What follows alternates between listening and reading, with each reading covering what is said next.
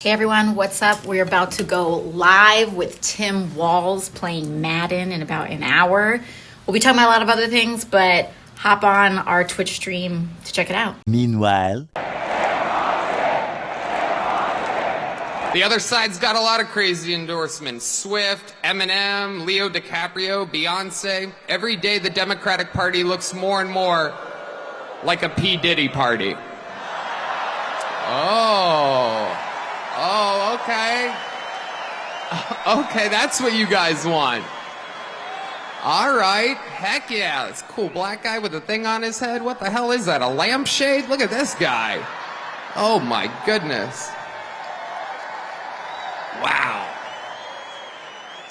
I'm just kidding, that's one of my buddies. He had a Halloween party last night. We had fun, we carved watermelons together. It was awesome. It's crazy times we're living in. I mean, all these pointless wars. It is unbelievable what's happening right now. It is incredible. Ukraine versus Russia, Israel, it's like bad soccer games. Who even cares? What are we doing? Why is our money involved in these wars?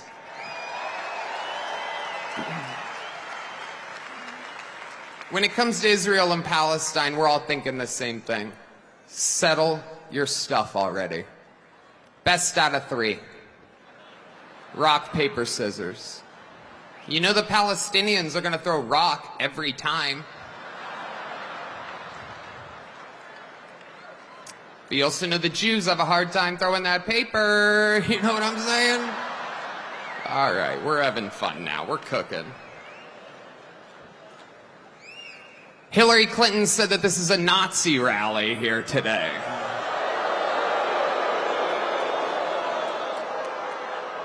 Can you believe that? For the most anti-war president of my entire lifetime, and she calls him Hitler. Let me remind you, Hillary, it was your husband who shot innocent people, or as he called them, interns. Yeah, Hillary, I bet you did not see that one coming. By the way, if I commit suicide in 3 weeks, I didn't. All right, guys, so we got to talk about the Madison Square Garden Trump rally that the mainstream liberal media has compared to a Nazi rally. And currently they are boohoo-whining and crying over some jokes from comedian Tony Hinchcliffe, who made jokes about basically everybody at this rally. And you have Democrats and liberals that are upset, okay? They're boohoo-whining and crying. Racism and bigotry. My feelings are hurt. Oh, my God, I shit my pants. Right? Over some jokes. And we got to talk about the reaction from AOC and Tim Walz, who were playing Madden. Okay, yes, that's right. They were playing Madden on Twitch while reacting to this rally and the jokes that this guy was telling. And they started boohoo-whining and crying because the guy told jokes that hurt their feelings, particularly about Puerto Rico. Now, this guy told jokes about everybody, okay? And of course, the left, they're boohoo-whining, crying racism. And again, this is part of the reason why Trump needs to win, because it's not just about the presidency and the policies and stuff like that. This is also about culture, right? It's about free speech, because these people essentially hate free speech to the point where they want to ban comedy. So without further ado, roll the clip. It's absolutely incredible.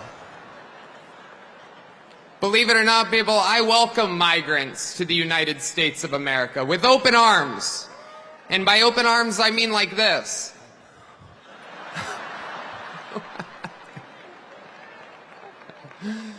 It's wild. And these Latinos, they love making babies too. Just know that.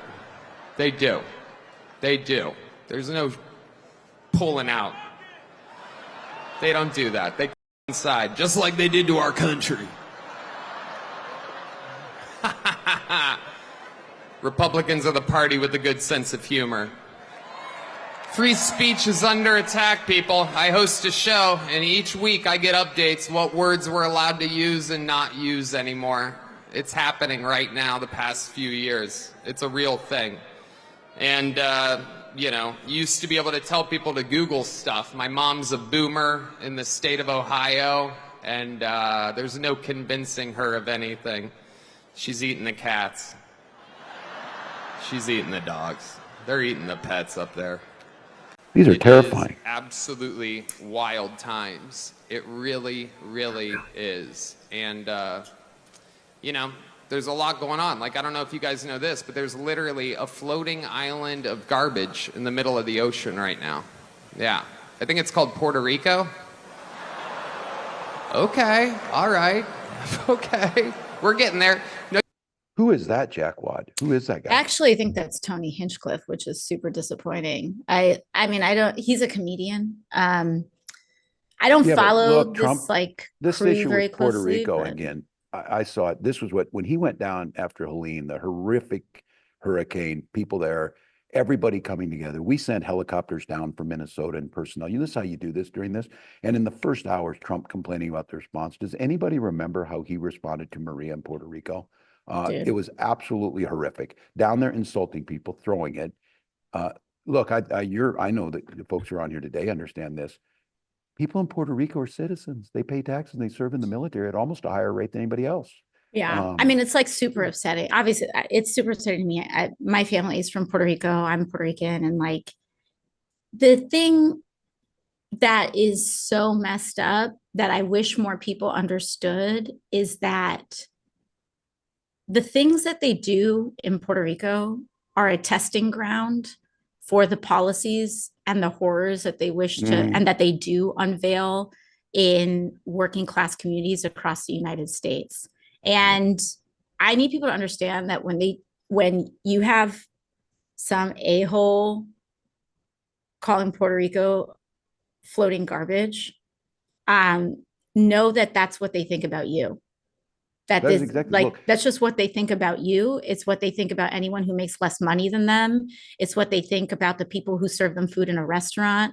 It's what they think about the people who fold their clothes in a store. Like, you're right. Are you serious? Like, are you serious? Yeah, the privilege of being on this campaign is traveling across the entire country. There are hundreds of thousands of Puerto Ricans across in battleground states that need to send them a message on this. I want them to like gotta vote. Roll that. I want everyone in Philadelphia to see that clip. If you live in Philly, why don't you go and see that Reading? clip? Yes. If you live in Reading, Pennsylvania, which I was there, I was in Reading last week. If you're in Reading, if you're in Philly, look at that trash. Like, what is trash is people actually just thinking of other human beings that way.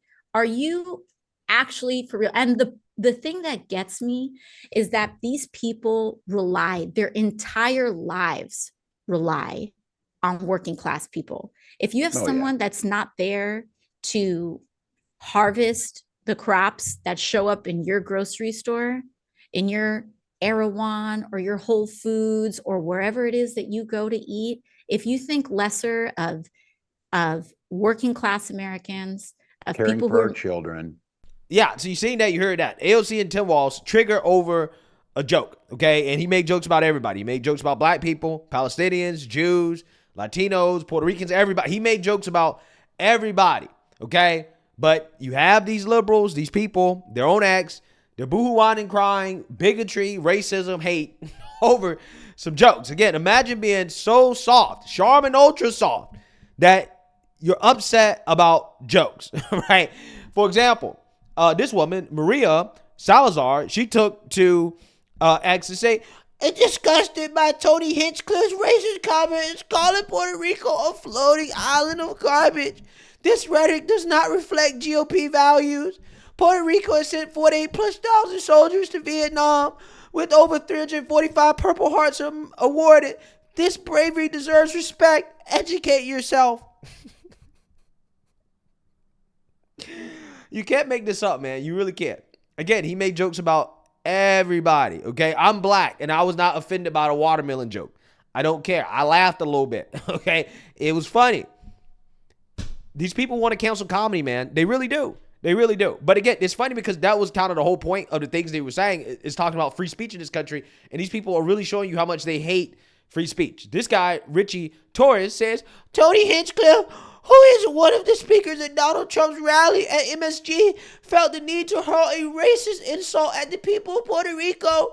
Quote, there's literally a floating island of garbage in the middle of the ocean right now. I think it's called Puerto Rico. As a Puerto Rican, I am tempted to call Hinchcliffe racist garbage, but doing so would be an insult to garbage. When casting their ballots at the voting booth, Latinos should never forget the racism that Donald Trump seems to be all too willing to platform. Soft, okay? Soft.